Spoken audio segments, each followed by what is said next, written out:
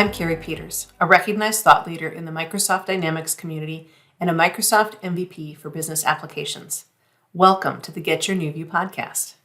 Keep listening to learn how we work with frustrated Business Central and NAV users who struggle to use their system and find the answers that they need. We teach them to truly understand how the system can support their business processes to make immediate and lasting improvements. As a result, they get more done in less time, make better business decisions, and even love their system. Welcome to this episode of the Get Your New View podcast. Today, I have a special guest, Kim Congleton, who is one of our co-founders and our CIO, and she's here to talk to us today about role centers as a phase 2 project. Kim, why do companies put off dealing with their role centers until phase 2? I think a lot of it, from what I've seen with the customers that we've worked with, a lot of it comes down to running out of time. It seems like it's a little thing and they're like, oh, we can do that at the end. And then they start looking at it at the end, and all of a sudden they realize that you really need a little bit more time to think about it and be thoughtful about it. And so it just gets shelved. It's like, oh, just forget it. Just go live with, whatever. Everybody's got business manager.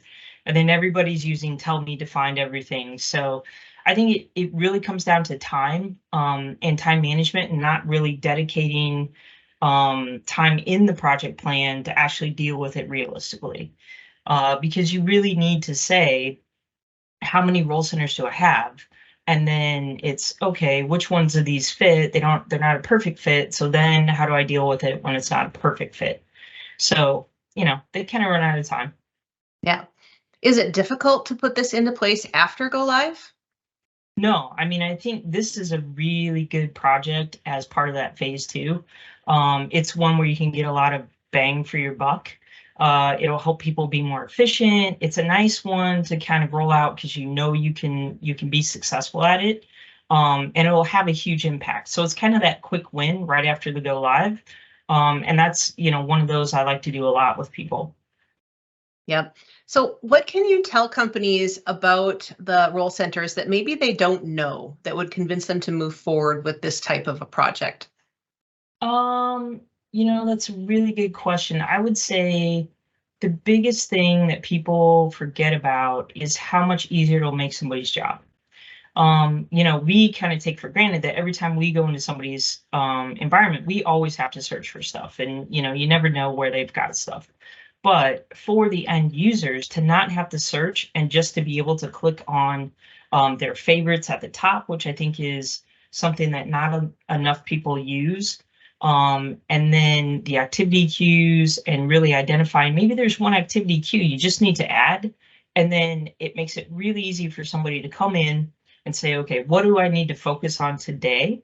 And then you're just kind of working through those activity queues. You're working through your favorites at the top. And it really does make them feel more comfortable and more productive in the system. Yeah. Do you have a customer story to share about a company who put this into place?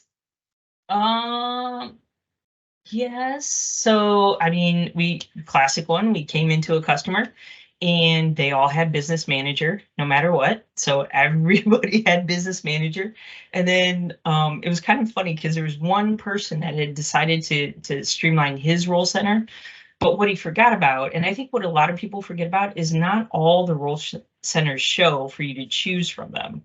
So there wasn't a role center that was showing. So he took like the business manager and took everything off of it. So he had like 3 things on it, and then he had to search for all the rest. And it's like, oh no, wait.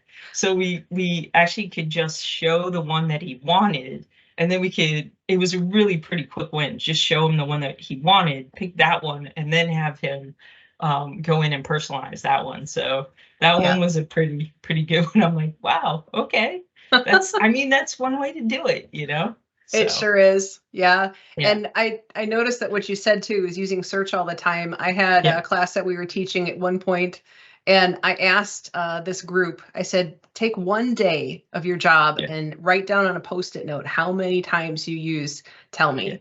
And they had on average over 30 times a day.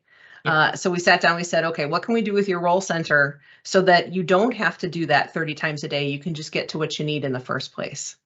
Yeah, it's pretty crazy. It is. So, what are the top things that companies should do to prepare to be ready to do a project like this? I think really it's sitting down with their users and figuring out what they actually need to do for their job. Especially in smaller companies, there's a little bit of crossover a lot of times. So while somebody might do some sales stuff, they might also do some purchasing stuff. So making sure that you kind of sit down, say, I need these 10 role centers to cover, these 10 types of role centers to cover all my users. Um, and I think it's really making sure you plan for that and sitting down and thinking about it for a little bit before just kind of just running off and trying to do it. Because that's always kind of the thing is making sure you understand the requirements and then making sure you're actually working towards those requirements. Yeah. It's probably the biggest thing. And then kind of to your point too, making sure you kind of spend a little time and see what they're doing in the system. Noticing what they're going to for search. And it's like, okay, well, let's make that one a favorite. Let's do this, let's do that. But it's really kind of spending some time with your users and figuring out what their requirements are. Yeah. So, how does NewView make it easy to implement a project like this in phase 2? I think that one of the biggest things that we're able to do, and a lot of it just comes from experience and doing trainings or working with customers, is making that capturing the requirements and figuring out how many role centers you need, not a science project.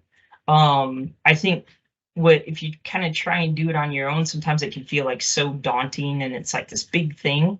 But it's really not. And it doesn't have to be that complicated. I mean, in a couple hours we can sit down and really ask those right questions to figure out what those role centers need to be. And, we just kind of know too from doing it so many times that, okay, if you're in purchasing, you're going to need this, this, and this. If you don't have manufacturing running, take all that stuff off, things like that.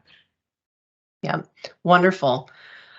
If you're interested in doing a project like this for phase 2 in your company, contact us. It's super easy. Just send us a quick email to info@getyournewview.com and we'll set up a quick 30-minute call to talk about how you can get phase 2 projects like this done at your company.